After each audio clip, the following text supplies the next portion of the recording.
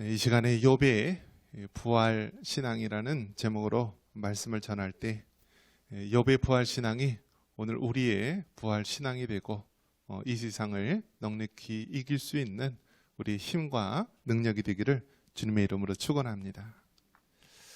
이 세상에서 해결할 수 없는 것 두 가지가 있습니다. 그것은 죄 문제와 죽음의 문제입니다. 죄와 죽음에 대한 것은 사람이 아무리 해결을 하려고 할지라도 해결할 수 없는 문제입니다. 하지만 이 죄의 문제와 죽음의 문제를 하나님의 아들 예수님께서 이 땅에 오셔서 다 해결해 주셨습니다.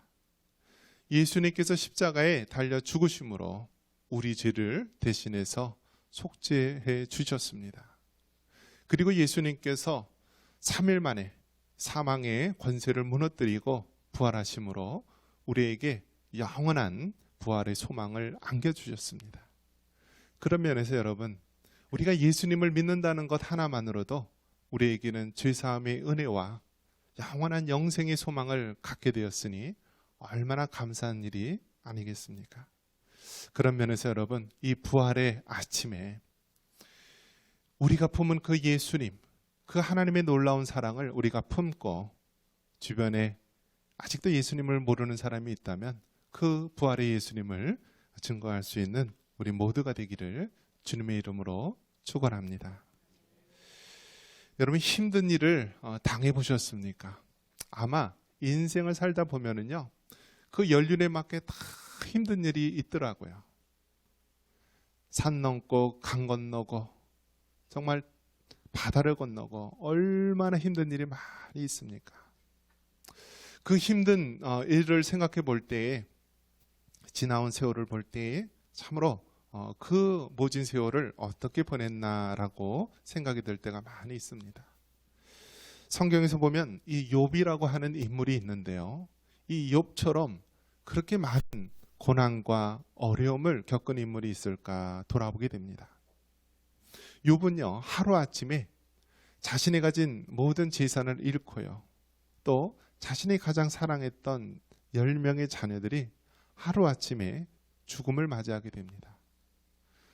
그러면서 어떻게 되나요? 자기 몸도 결국은 병이 들어서요, 기왓장으로 자기 몸을 긁으면서 그렇게 가장 처량한 모습으로 떨어진 그러한 욥의 모습을 볼 수가 있습니다.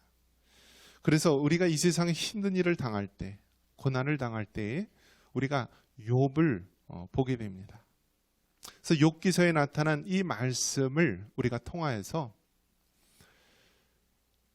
의인이 당하는 고난, 또 성도가 이 세상에 살면서 당하는 고난의 의미를 되새기면서 우리가 다시 한번 주님 안에서 새 힘을 얻을 수 있기를 바랍니다.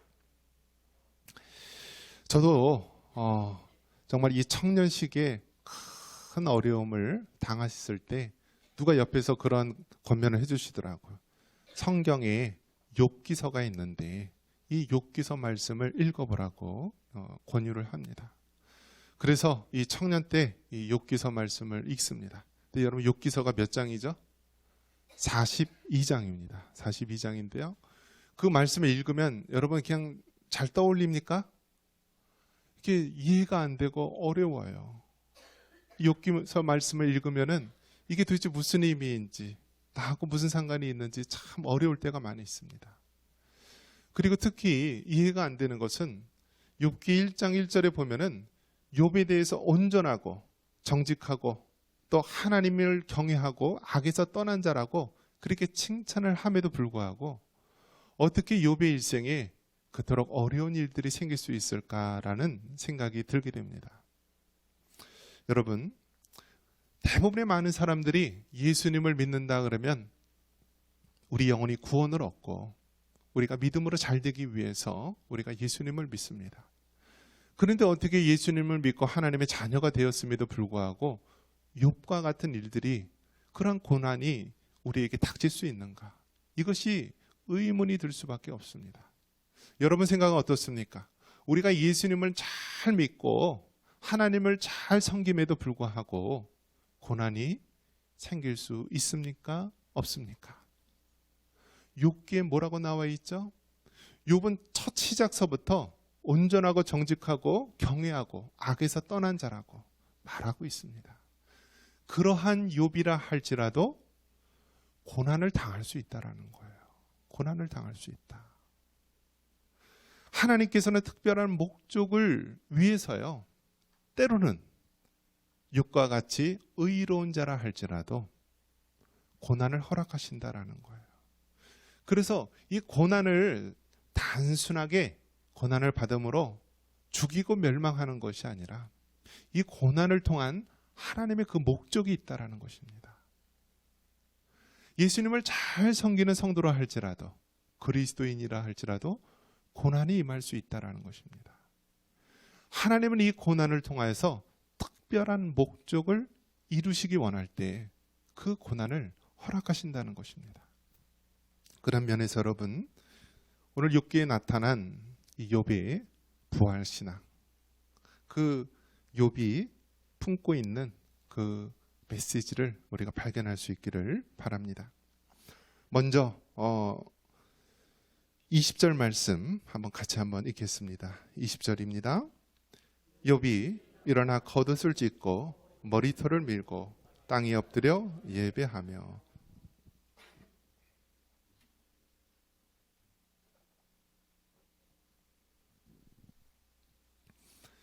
여러분, 이 세상을 살면서 가장 큰 고통이 있다면 사랑하는 사람을 잃는 것입니다.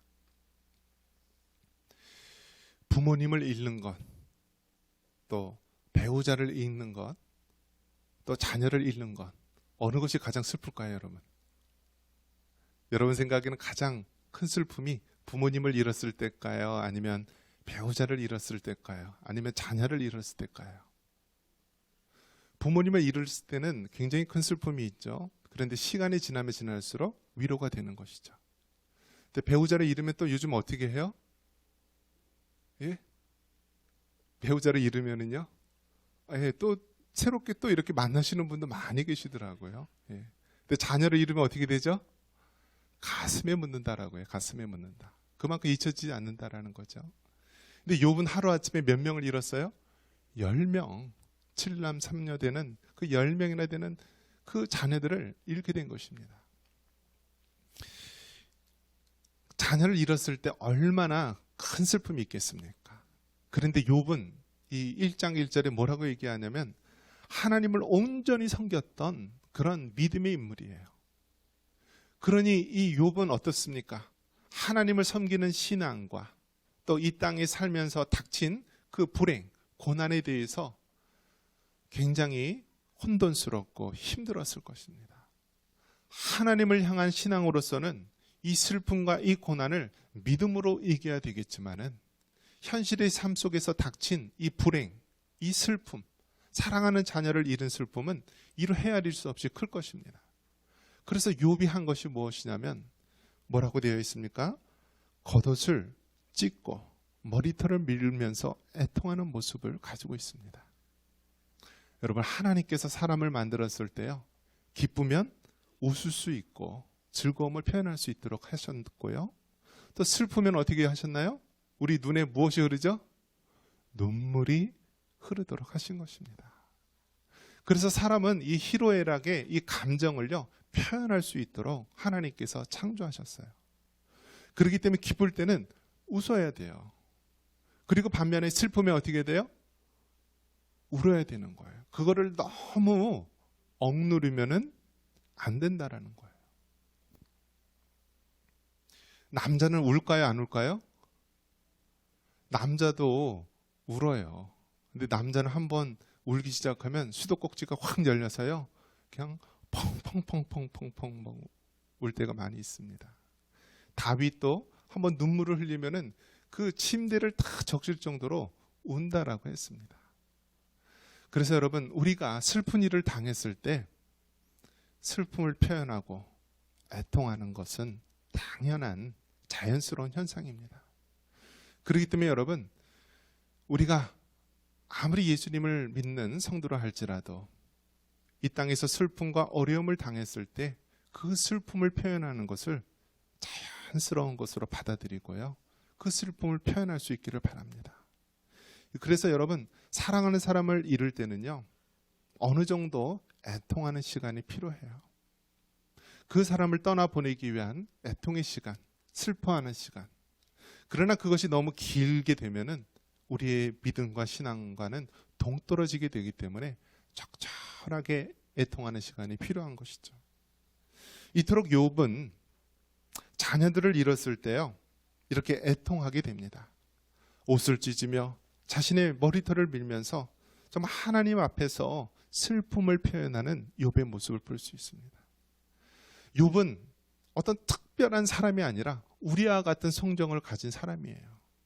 욥도 정말 가족을 사랑하고 자녀를 자기 목숨처럼 사랑했는데 이 가족을 한꺼번에 잃었기 때문에 욥은 특별한 사람이 아니라 욥도 슬퍼하고 아파했다라는 것입니다. 그런 면에서 여러분,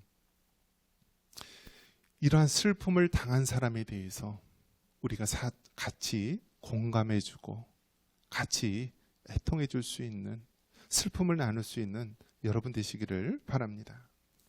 그래서 욥이 얼마나 슬퍼했냐면 욥기 17장 14절에 보면 무덤에게 너는 내 아버지라, 구더기에게 너는 내 어머니라, 이런 이야기를 합니다. 얼마나 삶이 절망적이고 얼마나 삶이 힘들면 무덤을 향하여서 내 아버지라 하고 그 구더기를 향하여서 내 어머니라고 이야기합니다.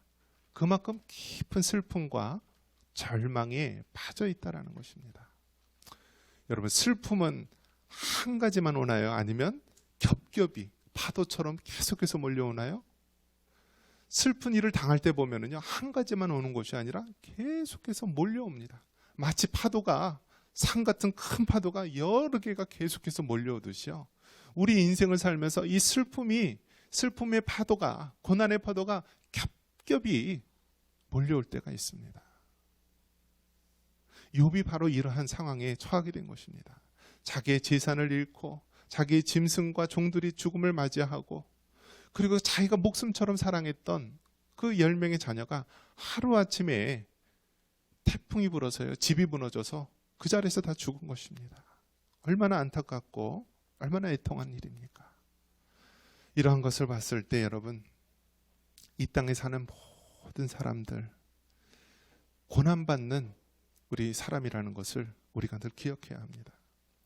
그런데 믿는 사람과 믿지 않는 사람의 차이가 있습니다. 그것은 어려운 일을 당했을 때 우리 자신이 대처하는 모습입니다. 우리 22절 같이 한번 읽겠습니다. 22절입니다. 이 모든 일에 욥이 범죄하지 아니하고 하나님을 향하여 원망하지 아니하니라. 여러분, 욥이 이토록 큰 환난과 어려움을 닥쳤는데요, 욥은 정말 애통하고 가슴 아파합니다. 일반 사람들과 똑같이 정말 가슴이 찢어질 듯 아파합니다. 그런데 이러한 아픔과 고통으로 인하여서 하나님 앞에 죄를 짓지 않습니다. 이 모든 일에 욥이 범죄하지 않았다, 하나님을 향하여 원망하지 않았다라고 합니다. 여러분, 남녀간에 데이트하면은 얼마나 좋습니까? 이 데이트하면은요, 이 상대방 얼굴에 있는 곰보도 보조개처럼 보인대요. 얼마나 이쁘냐면은 하여튼 헤어지기 싫어서 서로 이쪽 집 저쪽 집 바래다 주다가 날이 다 새는 경우도 있고요. 자, 그런데 그토록 사랑하고 그토록 좋아하는 관계라 할지라도요, 일반적으로 최소한 몇 년은 사귀어야지 된다고 하죠. 보통 2년, 3년 정도는 사귀어야 된다라고 이야기합니다. 그 사람의 사계절을, 봄, 여름, 가을, 겨울을 다 알아야만 그 사람의 진솔한 모습을 알 수 있다는 거예요. 잠깐 사이에 그 짜릿한 그 감정과 뜨거운 마음으로 그것이 전부가 아니라 그 사람의 정말 기쁠 때, 슬플 때, 잘 될 때, 아니면 실패할 때 모든 모습들, 그 사람의 사계절, 봄, 여름, 가을, 겨울을 다 겪어야만 그 사람의 진실된 모습을 알 수 있다는 거예요. 하나님을 향한 믿음도 마찬가지입니다. 우리가 잘 되고 흥할 때는요, 믿음이 좋은 것 같고 하나님을 잘 섬기는 것 같아요. 그런데 조금이라도 어려운 일이 닥치면은요, 금세 하나님을 배반하고 믿음을 배반하고 떠나는 경우가 있어요. 그것은 그 사람이 진실된 믿음이 아니라 마치 모리성 위에 지은 집과 같이 부족한, 연약한 그런 모습이라는 것입니다. 그런 면에서 여러분, 하나님을 믿고 섬기는 일이 있어서 기쁘고 형통할 때뿐만이 아니라 슬프고 실패와 어려운 가운데 있을 때에도 하나님을 더 잘 섬길 수 있기를 바랍니다. 욥은 이렇게 큰 어려움을 당했을 때요, 정말 다른 사람들과 똑같이 자녀를 잃은 슬픔, 이토록 큰 고난을 닥친 것에 아파했지만은요, 하나님을 향하여서 범죄하지 않았습니다. 하나님을 향하여서 원망하지 않았어요. 여러분, 우리 예수님께서 우리 죄를 위해서 십자가에 피 흘려 죽으셨는데요, 하나님께서는 그 독생자 아들을 내어주시기까지 우리를 사랑하셨는데, 우리가 감히 어떻게 이 땅에 슬픔을 당하였다고 금세 하나님을 배반하고 떠날 수가 있겠습니까? 그건 참된 믿음이 아닌 것입니다. 평상시에는 우리의 믿음이 진짜인지 가짜인지 모릅니다. 하지만 고난을 당하였을 때 그 고난을 대처하는 우리의 모습을 통하여서 우리의 믿음이 진실된 믿음인지 아니면 거짓된 믿음인지 알 수가 있는 것입니다. 욥은 이토록 큰 고난과 어려움을 닥칠 때 하나님을 향하여서 원망하지 않았다라고 말합니다. 성경에 보면 많은 믿음의 인물들이 나옵니다.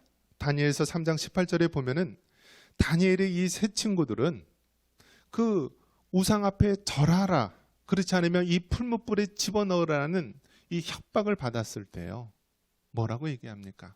하나님께서 우리를 구원해 주실 것입니다. 하지만 하나님께서 그렇게 우리를 하지 않으실지라도 우리는 우상에게 절할 수도 없고 우리는 하나님을 배반할 수 없습니다라고 말합니다. 어느 목사님이 아주 유명한 이야기를 해주셨습니다. 한번 따라해 볼까요? 믿음이 없으면 의리라도 있으라. 요즘 사람들이 너무나 믿음이 없는 거예요. 심지어 주의종 목회자를 할지라도요, 너무 믿음이 없는 거예요. 그런데 적어도 그 믿음은 없을지라도 의리라도 있어라. 신의라도 있어라. 예수님께서 여러분을 위해 죽으셨는데 여러분은 예수님을 위해서 무엇을 드리겠습니까? 정말 예수님을 향한, 하나님을 향한 그 뜨거운 믿음이 없을지라도 적어도 하나님을 향한 의리라도 있어야 되지 않습니까? 그래서 믿음이 없으면 의리라도 있어라, 그런 이야기가 있습니다. 여러분, 그리 아니하실지라도, 정말 내 생각과 내 뜻대로 되지 아니할지라도 끝까지 예수님을 향한 믿음 변치 않고 섬길 수 있기를 바랍니다. 그러면서 이 욥은 궁극적으로 그 안에 하나님을 향한 부활의 신앙, 그 하나님을 향한 부활의 신앙이 있었던 것입니다. 21절 같이 한번 읽어보겠습니다. 21절입니다. 이르되 내가 모태에서 알몸으로 나았사온즉 또한 알몸이 그리로 돌아가올지라. 주신 이도 여호와시요 거두신 이도 여호와시오니 여호와의 이름이 찬송을 받으실지니이다 하고. 아멘. 여러분, 욥은요 부활 신앙을 가지고 있었어요. 주신 이도 여호와시요 거두신 이도 여호와시다라고 말합니다. 즉 살리는 분도 하나님이시고 그 영혼이 죽는 것도 하나님이시다라는 거예요. 우리 생명의 주관자가 하나님이시다는 사실입니다.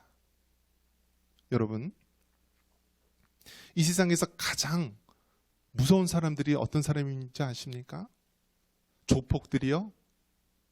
또 뭐 거대한 힘을 가진 대기업 그룹입니까? 아니면 아주 힘 있는 명문 가문입니까? 가장 여러분 무서운 사람이 누구냐면 죽음을 두려워하지 않는 사람입니다. 즉 예수님을 올바로 믿는 사람, 그 사람이 여러분 가장 무섭고 강력한 사람들입니다. 그렇기 때문에 여러분 그 2000년의 수많은 초대교회 때서부터 지금까지 얼마나 많은 핍박과 아픔이 있었습니까? 로마 시대에는요 그 예수님 믿는 사람들을 어떻게 핍박을 했냐면 사자들을 그 여러 일 동안 굶긴 다음에요, 예수님 믿는 사람을 그 원형 경기장 안에 풀어놓습니다. 그러면 사자들이 가서요, 그냥 물어서 죽입니다. 그럼에도 불구하고 그 예수님 믿는 사람은 죽음을 두려워하지 않고 하나님을 향하여 오히려 찬양하면서 그 마지막 순간을 맞이합니다. 이토록 죽음을 두려워하지 않는 그러한 부활 신앙을 가진 믿음의 사람들로 말미암아 오늘 우리에게까지 이 예수님 복음이 증거되지 않았습니까? 전 세계에서 가장 기독교를 박해하는 나라가 여러분 저 북한 땅이라고 합니다. 북한 땅에서는 성경만 가지고 있으면 그대로 정치범 수용소에 갇히고요, 고문과 핍박을 받고 죽을 수도 있는 것입니다. 그럼에도 불구하고 저 북한 땅에는요, 지하교회에서 하나님을 예배하고 경배한다라고 합니다. 이슬람권과 공산주의 독재 국가에서 목숨을 걸고 예수님을 믿는 많은 사람들이 있습니다. 그들이 어떻게 가능하겠습니까? 단 하나, 부활 신앙을 가지고 있는 것입니다. 우리가 살아도 주를 위하여 살고 죽어도 주를 위하여 죽는다라고 하는 이 부활 신앙. 세상 사람들은 죽음을 가장 무서워하고 정말 살기 위해서 모든 것을 하지만 우리 예수님 믿는 사람은 죽음을 두려워하지 않고 죽음 이후에는 영원히 주님과 함께 다스릴 그러한 영생에 대한 소망을 가졌기 때문에 우리는 이 땅에서 어떠한 어려움도 두려워하지 않고 이겨나갈 수 있는 신앙을 갖게 된 것입니다. 여러분, 의인도 고난을 받을 수 있습니까? 없습니까? 있습니다. 여러분, 아무리 예수님을 잘 믿는 성도라 할지라도 고난을 받을 수 있습니까? 없습니까? 받을 수 있다라는 거예요. 왜 그럴까요? 하나님께서 특별한 목적을 위해서 그 고난을 허락하신다라는 것입니다. 욥기 42장 55절에 뭐라고 얘기하고 있습니까? 같이 한번 읽겠습니다. 내가 주께 대하여 귀로 듣기만 하였사오나 이제는 눈으로 주를 배움나이다. 여러분, 하나님께서 왜 욥에게 그토록 크나큰 고난을 허락해 주셨습니까? 하나님께서는 욥으로 하여금 귀로 듣는 신앙, 부모님의 신앙, 주변의 믿음 좋은 사람들의 신앙, 그것에 그쳤다라고 한다면 이제는 귀로 듣는 신앙에서 직접 하나님을 뵙는 신앙, 더 성숙한 신앙으로 성숙해 나가고 발전해 나갔다라는 거예요. 하나님께서는 왜 이 땅에 사는 동안 우리에게 고난을 허락해 주셨습니까? 그것은 이 고난을 통하여서 우리가 좀 더 성숙하고 좀 더 성장한 모습의 믿음을 갖기를 원하시는 것입니다. 말씀을 맺습니다. 오늘 우리는 부활의 아침을 맞이하였습니다. 부활은 무엇입니까? 예수님께서 우리 죄를 위해서 십자가에 달려 죽으시고 3일 만에 다시 살아나신 것입니다. 그래서 누구든지 그 예수님을 구주로 믿는 자에게는 죄사함의 은혜와 영원한 영생의 소망을 허락해 주신 것입니다. 여러분, 이 땅에서의 삶이 얼마나 힘들고 어렵습니까? 얼마나 죽도록 힘들고 아파할 때가 많이 있습니까? 이 시간 그 부활의 예수님 꼭 붙잡고 믿음으로 승리할 수 있기를 바랍니다. 우리 주변에 아직도 부활의 예수님을 만나지 못한 자가 있다면 그들과 함께 이 부활의 예수님을 전하고 영생의 길로 나아갈 수 있기를 주님의 이름으로 축원합니다.